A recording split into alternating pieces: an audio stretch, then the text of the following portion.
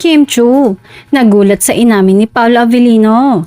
Nagulat si Kim Chu sa isang revelasyon ni Paolo Avellino tungkol sa kanilang tambalan sa paparating na seryeng The Alibi.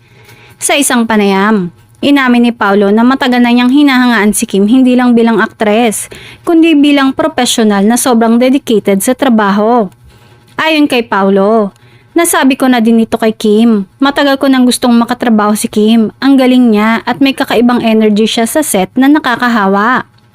Hindi naman napigilan ni Kim ang pagkagulat at kilig sa inamin ni Paolo. Grabe, hindi ko in-expect yun. Si Paolo kasi tahimik lang. Pero ngayon ko lang nalaman yung ganun pala yung tingin niya sa akin. Natatawang sagot ng aktres. Dahil sa kanilang chemistry on and off cam, mas lalo tuloy na excite ang mga fans ng Kim Pao sa mga eksena nilang mapapanood sa The Alibi, na itinuturing na isa sa mga pinakamapangahas na proyekto ng ABS-CBN ngayong taon.